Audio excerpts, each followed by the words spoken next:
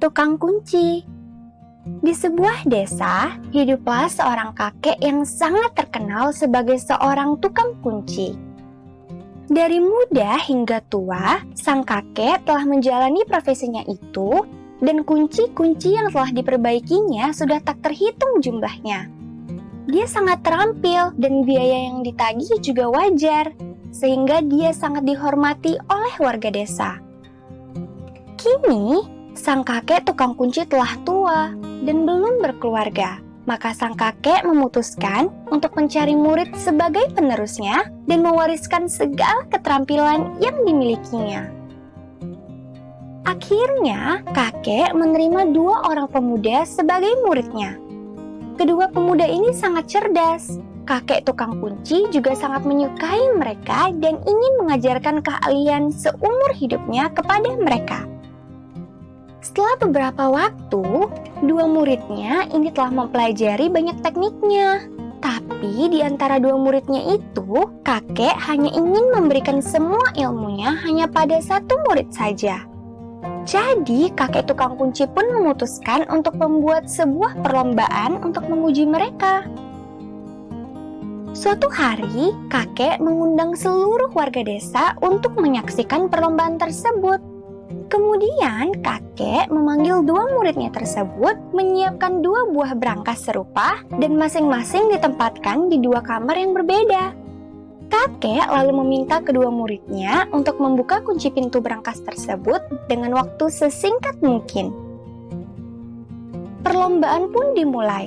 Murid pertamanya dengan cepat membuka kunci pintu berangkas tersebut, hanya dalam waktu kurang dari 10 menit. Sedangkan murid yang kedua menghabiskan waktu hingga setengah jam. Semua warga desa berpikir bahwa murid pertamalah yang akan menjadi pemenangnya karena perbedaan waktu yang mencolok. Dan kini mereka menunggu kakek tukang kunci untuk mengumumkan siapakah yang menjadi pemenangnya. Namun sebelum mengumumkan siapa yang menjadi pemenangnya, kakek tukang kunci bertanya kepada murid pertamanya.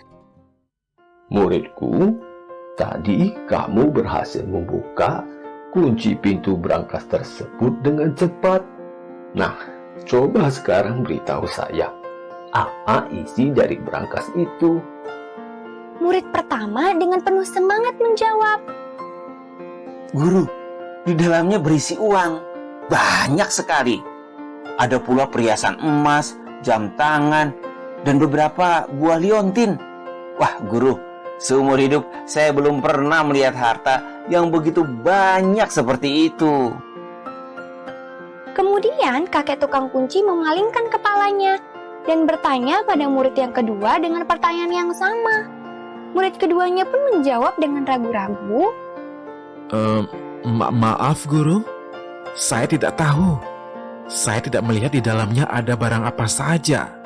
Guru hanya menyuruh saya membuka kunci, maka saya hanya membuka kuncinya saja.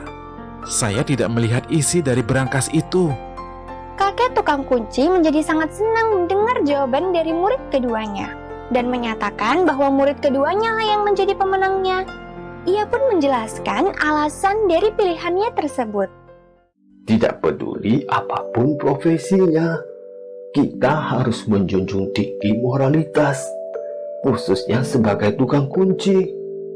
Kita harus menghargai privasi orang lain.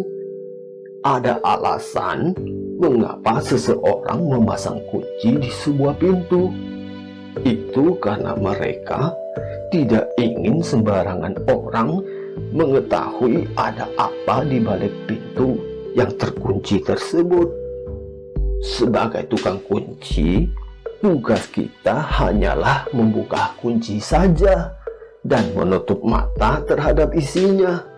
Jika tidak, perlahan-lahan hati ini akan tergoda dan mulai timbul sifat egois dan serakah. Lalu, lama-kelamaan dapat terpupuk sifat ketamakan dan iri hati yang akhirnya merugikan diri sendiri dan orang lain. Dalam bekerja, tidak ada yang lebih penting daripada kejujuran dan moralitas.